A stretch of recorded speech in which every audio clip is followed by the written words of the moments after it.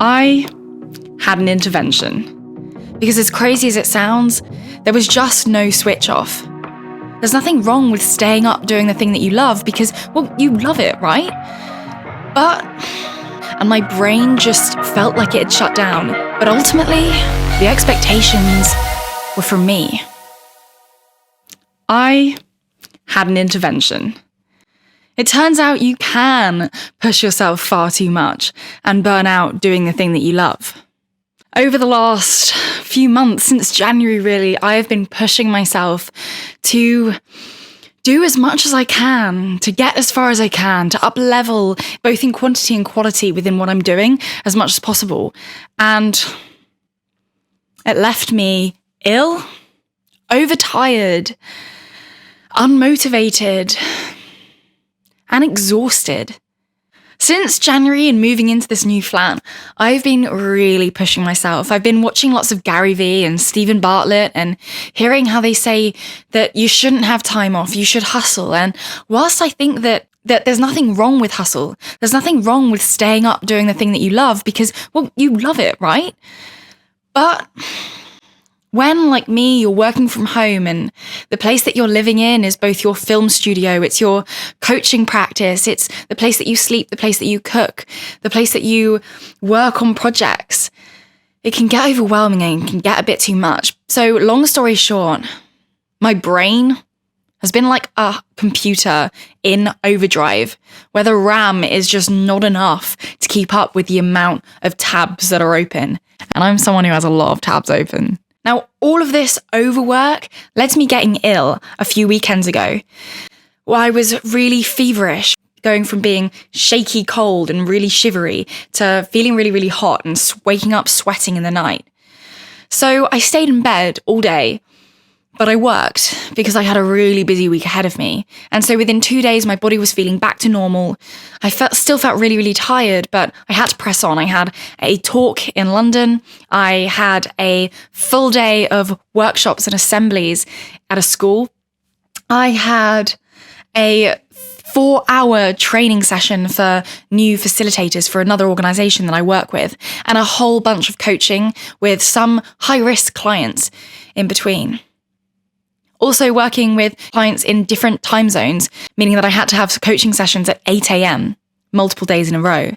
There was just no switch off. So I managed to make it through the week, managed to make it through all of my speaking engagements, through all of my coaching sessions, and through all of my other responsibilities.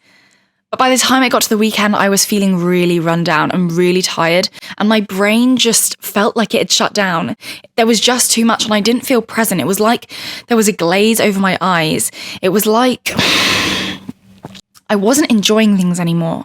And that glaze over my eyes wasn't something that I've experienced since I had depression back in sixth form. And I knew that I wasn't depressed, but I knew that actually, if I kept on going the way I was going, then I would, because I was so burnt out that I'd lost sight of why I was doing what I was doing. I was almost in survival mode of trying to keep up with a million to-do lists and a million expectations from other people. But ultimately, the expectations were from me. I was putting them on myself. So I gave myself an intervention. So that weekend, I was going back to my family's house for a family celebration. And I got home and I spoke to my mum and I said, "Mum, I feel so burnt out. I don't even feel like I'm here." And she said, "You need a day off." You see, they joke about how when you go self-employed, you no longer work 9 to 5. You get to work whenever you want to work, which means that you work 24/7. And it's a joke, but it's actually also true. And I work from Monday to Sunday. Some people like coaching during the week. Others like it on the weekends. Some individuals can only do coaching in the morning. Others can only do it late at night. And so I'd been making myself available to everyone 24/7. And outside of coaching, outside of talks, outside of workshops, my time should be filled with podcasts, watching YouTube videos related to what I do so I can get inspiration, so I can learn new things. So using my time reading books, using my time going to the gym. And all of these extra things that are part of my hobby, part of this hobby that is now my job, meant that my brain was focusing on the same things 24/7. I didn't get a break.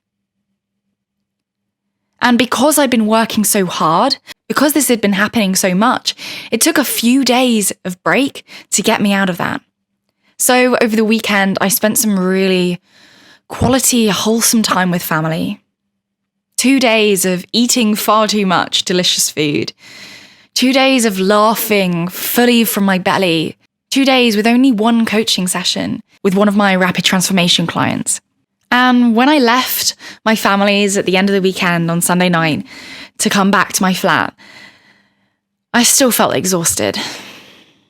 I still felt drained. I still had the same old glaze over my eyes.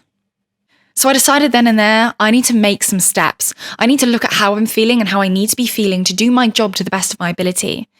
Because as crazy as it sounds, I am my product. I am my service. With coaching, I'm the one coaching people. With the talks and the workshops, no one else can do that. Because the reason why people hire me, the reason why people book me, is because it's me, for me. They see me on TikTok and they like what I have to say, they resonate with me. There's a million one other people who they could book, but they choose me, and so I need to take care of me. And this is the same with you. Your family might be blood related. Your friends you might have known for years. Your partner, you might have been together for years. You might be married, you might have kids, but people do whatever they want to do. And these people in your life have stuck around for you. You've stuck around for you. So you need to take time to be the best version of you, because you are the most important person in your life. And if you are not well, if you are not healthy, if you are not motivated and excited, there is a very small amount that you can do for other people. Realize this. Everything we do is about relationships. Relationships with other people. Whatever job you're in, whatever business you run, you either run a service or you produce a product. If you produce a product, how do you get money? By selling your product. By people buying your product. If you're selling a service, how do you get money? By getting people to hire you. So whether your job, your career is service-based or product-based, it's all about relationships. You rely on other people. Your service, your product wouldn't exist if other people didn't exist.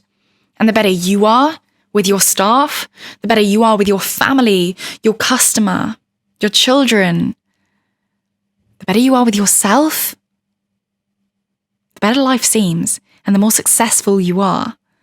So it all begins with you. It all begins with you taking care of you. If you want to be selfless, truly selfless, then you've got to first learn to be selfish.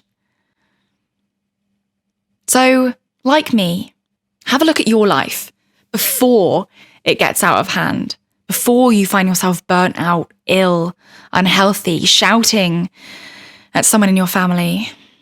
Look at your life and think, what strategies, what things could I implement to make me be a better person, to be the best version of myself more often? Because you can say that it's willpower, you can say that it's responsibility and motivation and just a choice to be your best self. But actually choosing to be your best self takes a lot of effort. And if you install strategies, if you install behaviors, if you make the choice to implement strategies, it will change your behavior. When your behavior changes, when you do things differently, more consistently, no rhyme intended, then you'll create habits, and the habits will be a new autopilot. But the habits that you want, the autopilots that you want to be the ones that are helping you become the best version of yourself in the long run, not just the short term. So you might think that being the best version of yourself is having your phone on all the time so that whenever your kids, whenever your manager, whenever your employees need you, you are there instantly. But if you are there all the time, if you don't have any boundaries, then you're going to get burnt out. And people are going to expect the world from you. They're going to expect you to be there whenever they need them all the time. And that's not healthy. So, take a page out of my book. Take a leaf out of my tree. whatever the expression is, and set up some boundaries. For me, I'm going to have 2 days off a week where I don't do any coaching. Coaching is intense. I'm giving my entire self, my entire experience, my entire knowledge base, my entire expertise of what I do every single day to someone else for a whole hour. And not only that, but I write out extensive summary notes so that the person I've been coaching, it's actually worthwhile, it's actually impactful, not just in the immediate aftermath, but a week later, a month later, even a year later, when they look back at those notes, they don't just see a weird summary of what we talked about, but not something they can actually apply or understand, but something they can look back on and review the strategies, really understand it, and apply it to the context that they're in, so they become their own coach. I want what I do now to be impactful in the long run, because I don't want to be average, I want to be excellent. But if I want to be excellent, I need to be excellent with how I deal with myself and how I create my own boundaries. So, I rambled on, but I'm making some changes. I've also realized that whilst I absolutely love this flat, I moved here so that I could up level. I moved here so that I could literally just put my head down and work. And that's what I've been doing, and I'm so proud of myself. But I didn't realize that to do that, I need to have that time out, and I need to think about, what can I do when I'm in having my downtime that's really going to set me up to be so focused when I need to be? And that's green spaces. I feel so calm and so grounded when I'm around trees and woodland. And where I'm living now, they don't have that. There are some places, but it would take me half an hour to get there and then half an hour back, and that would mean not really actually spending much time in the place itself. There's no parking, so I can't get a car. So I've decided that at the end of the 6 months of living here, I'm actually going to move. And yes, I have moved so much. I have moved so much. And I really thought that moving here was going to hopefully be my home for about 2 years. But sometimes we need to adapt. And I have no regrets of moving to this place. It's this warehousey, sort of almost co-worky space that's really creative, really inspiring, and I absolutely love it. And I've always wanted to live in a space like this. But it served its purpose, and I've had that experience. And now I know more about what I want. And that's what life is. We shouldn't look at our life and think, this isn't what I wanted. This hasn't worked out, and therefore I'm so frustrated. We should think, I'm so glad I have more clarity on what I do want. I'm grateful for this feeling of burnout because it's shed more light on what I actually need. And manifestation is just as much about finding out what you don't want as it is about finding out what you do want. Because when you know what you don't want, you know what you do want, right? Also, it's a mezzanine flat. So I have the downstairs open plan kitchen lounge workspace, and then I have some really beautiful spiral staircase upstairs onto this huge mezzanine floor with my bed and this chaise where I do all my filming. But that means that I have lights and tripods and all sorts right next to my bed, which doesn't mean that I can switch off as easily at night either. So I'm going to bed next to my filming equipment and waking up next to my filming equipment. Also, I have a cat, and my cat likes to play at night, which means that sometimes she wakes me and my partner up in the night, which isn't ideal either. I've also become a lot closer with my partner, and our relationship is going really well. And so I think when I move out at the end of May, we're going to be moving in together, and I'm really excited about that. But he has a clothing brand, so he works entirely for himself. And I have my coaching business. I have speaking engagements a lot of the time. And I'm also creating my own business to go into schools and teach these mindset strategies to students. So we've both got a lot going on, and we need more space where we can both actually have meetings at the same time and be in separate rooms rather than being in one space. So I'm very grateful for this move and how it's taught me what I actually need.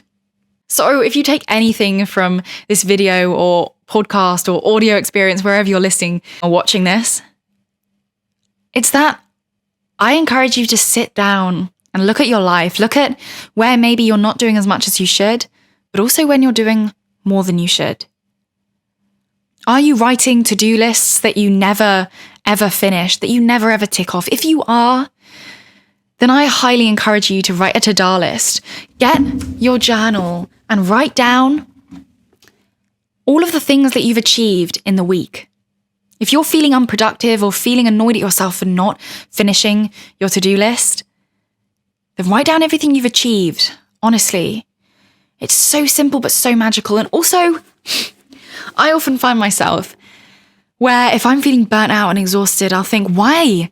I haven't done that much. I haven't even finished my to-do list. Why am I feeling so tired?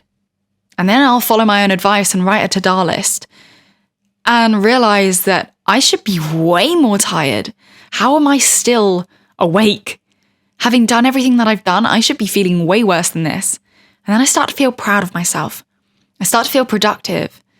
I give myself a break. I take some time off to do something that I love, and then I feel even more productive. I sleep better. I feel better in myself. I'm more confident. I'm more comfortable. I have a higher self-esteem. And these are just a few strategies. Oh, and one more thing.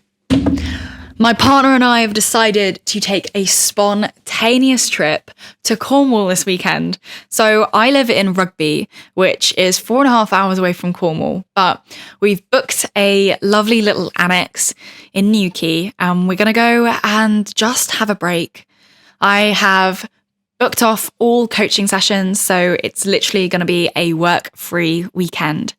Mindset is a huge part of our life, so we're always talking about it in some capacity or another. But it doesn't have to be in the sense of a to-do list. It doesn't have to be in the sense of achieving something. We can enjoy what we love without trying to earn money or have some outcome as a result of it. We can just have a conversation. We can just enjoy life. We can be grateful. We can journal. We can take photos. And we are probably going to vlog the trip. But we're going to take it easy. So, what are you going to do?